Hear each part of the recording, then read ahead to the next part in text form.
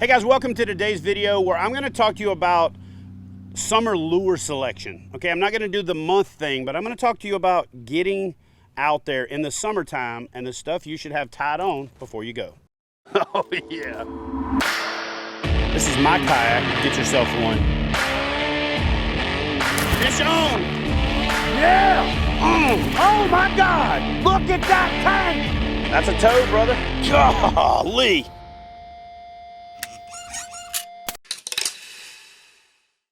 All right, guys, so before we jump into today's video, I got to thank the folks at Clay County for helping make this video possible. Today, we're in beautiful Keystone Heights, and we're going to be fishing Lake Geneva, and it's a new lake for me, okay? It's a lake that's covered in grass. There's lots of little deep pockets, but there's also lots of little shallow spots. So I'm going to walk you through exactly what I have tied on. You know, you see a lot of bait of the month videos and videos for the things that you should throw at a certain time where it's staged. So what I'm going to show you is like, I'm about to go fishing. These are the lures that I have tied on, and then what lures I have on deck in case I need to make adjustments. So starting off, one of the lures that has become a staple in my arsenal, as bad as I hate to admit it, is a Ned Rig. And I like to use the Ned Tickler because at least it feels like it's something other than a little half a French fry that you find between your seat cushions. And that thing right there has been flat deadly for me. And I've been fishing it on a BFS setup and having a lot of luck. I'm going to be doing some BFS videos, but I'm not getting into that in this particular video. So coming forward, next thing I'm going to be throwing, if you see me on the water, once the water temperature is over 60 degrees, I am going to have a Zoom Horny toad on. I may throw other types of toads, but I'm always going to have a Zoom Horny toad on. I like to rig this thing with basically just a 3/0 or 4/0, a 3/0 if there's a lot of grass, a 4/0 if it's open water, mustad grip pin hook, and that thing right there is deadly, catches a ton of fish. It's such a good fish catcher that a lot of times it almost acts like a crutch for me. Next up is I'm gonna have on some type of commotion bait. We're getting a little bit later start today, but we got a lot of overcast, so you can get away with something like this. This happens to be the new 70 or 60 size whopper plopper, but I'm going to throw something like a whopper plopper, a buzz bait, something that's going to create a commotion that's going to call those fish up. Make sense? So again, not necessarily this particular lure, but anything from the 110, you know, down to the 60 size whopper plopper or buzz bait, things in that category. If I can get away with the whopper plopper, especially early and late, I'm going to. And if I have a full moon, I'm going to throw it in the middle of the day because fish just, they can't stand that particular action. Next up, always going to have a Wacky Rig tied on. It's a great bait to skip up under stuff. I usually throw it on a spinning rod or on that BFS setup, but this Yak Rod's finesse rod in the Foundation series is phenomenal. Got a lot of power in the butt section, really fast tip, allows me to skip that bait nice, throw it out over the top of grass, and you can even fish it in open water, let it hit the bottom and pick it up, or you can fish it on like a flick shake. So some type of Wacky Rig. Now that Wacky Rig, I like to use my Senkos in a Texas rig setup first, and then after I tear them up. So in other words, I've always got two Senkos tied on.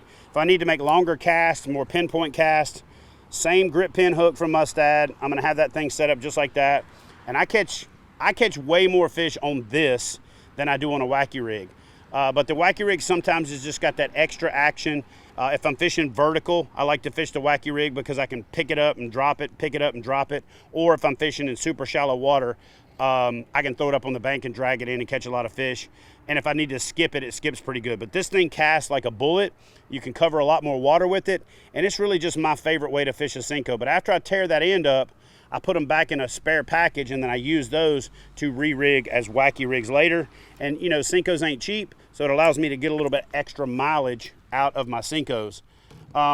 Next up in the, I've already got it tied on, and probably one of the most effective things you can throw once the fish are on bottom, dead of summer, late spring, middle of winter, is a creature bait. The reason that I like creature baits, and this one in particular is the Missile Baits Destroyer, is the appendages have a lot of action even when you're not moving the bait. So if you throw this thing out there, let it hit the bottom, hop it or scoot it a little bit and then just let it sit still. A lot of times, even if you're dead sticking it, when the fish swims up to it and they're moving their pec fins, they're vacating water in through their mouth and out through their gills, and they're creating these little vortices in the water. If they swim up to it close enough and they create that disturbance, their own action will make this thing come alive. and they'll just hammer it. But what also happens is bait fish like to pick at these appendages. So you throw your bait out there, it's sitting on the bottom, these little bait fish are picking at it. That predatory fish sees all those bait fish over there attacking something, it swims over there to get one of them, they scatter, and your lure is left there. Now, the cool thing about this too is you can change the weight out and go as heavy as a punching rig and really get this thing down into some nasty grass. You can throw it into wood. You can pretty much flip it, skip it, cast it, long line it, hop it and pop it. Long lining it means you throw it out and you back pedal with your kayak with your bail open so that you can let out a bunch of line, and then you can just kind of hop it and fish it across an entire flat. Once you catch a fish, mark that spot, rinse, lather, repeat. So I'm always gonna have a creature bait tied on. Now, on deck though, if I'm going to be fishing this type of water, something that has really become a big part of my staple, and I avoided these things for a long time because they were just so easy to catch fish on, is the TRD. And I like to fish the TRD on the TRD head with the two little weed guards on it, especially if I'm fishing around grass or wood.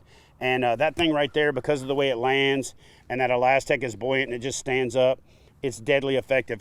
I keep it real simple with these. I'm gonna fish a peanut butter and jelly color with high sun and clear water. I'm gonna fish this more minnow color where it's got like a bluish white belly and a green back with gold fleck almost all the time. And then if the water's stained or if I'm fishing on a hard bottom that's sand, I'm gonna switch to a green pumpkin color. So I keep it real simple with the TRD, but that thing right there is always on deck. I fish it a lot like a shaky head, but instead it's just a TRD. Drag it, stop it, let it stand up. Fish just eat it. I don't know why they eat Ned Rigs or these things right here. I think the best answer is they look like some type of worm burrowing into the ground, or they look like a minnow that's vertically feeding. And then TRDs, the Ned Rigs, I think sometimes just look like a crawfish that's molting that's coming out of the ground, or it's just something that's sitting there not moving and it's easy prey, so they're gonna eat it.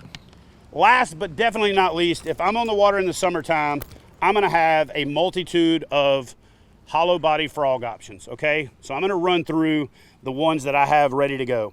This is kind of a hybrid. It is the top-toed, Stanley Ribbit makes this. It's the same company. But the top-toed with the double hook is a hollow body, but it's also like a soft plastic toad that you can buzz it. So you can buzz it, but if you need to, you can slow it down and fish it on more of a start-stop. So that thing right there is deadly effective and has a really big place in my arsenal, especially if they're short striking the toad. If they're not blowing up on the hollow body, it's that perfect, fill the gap bait.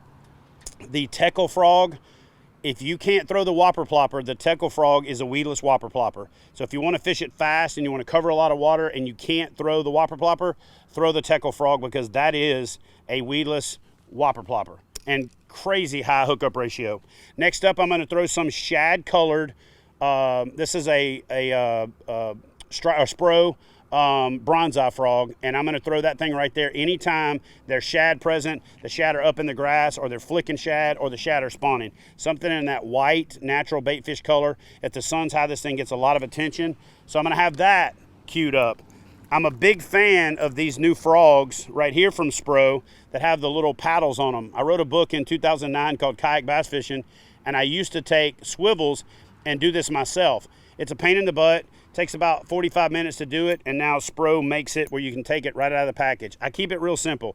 I use like a natural shad color one with these black blades, and then I use a high visibility yellow one with the gold blades.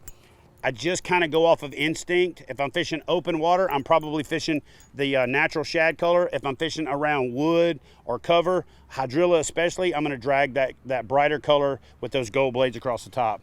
A frog that I've become a really big fan of, especially because it's got a really hard nose, it's got a soft body, a killer hookup ratio, is G-Rat Baits. It's G-RATT. I'll put a link in the description box for this thing. Quickly becoming one of my favorite frogs of all time because of the way that it's set up, how the through wire connects, and how durable this thing is. But it also has a weep hole already built into the top, so you can squeeze it and all the water shoots out. But if you also want to make it cast further, you can squeeze it, stick it in the water, let it draw in a little water. That'll make it heavier.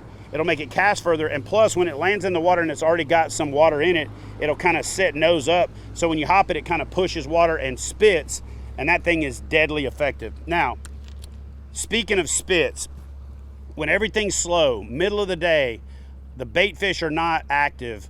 The wading birds are up in the trees, or they're standing there with their head tucked in.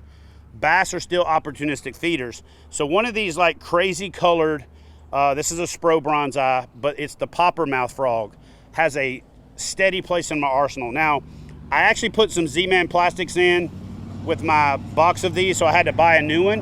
And because I bought the new one, I'm gonna show you how I set these things up. I've talked about this in other frog videos, but I wanna show you. If you leave these super long legs on there, it'll spit, but what'll happen is these legs will line it out and it won't let it have any kind of side-to-side action.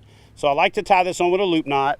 And then the way that I like to set up all of my frogs, all of my hollow bodies, so I'm gonna show it to you on this one, is turn the bait over and take the legs and grab it right at the head of the bait. So you're gonna basically trim it to where the legs are the same length as the body.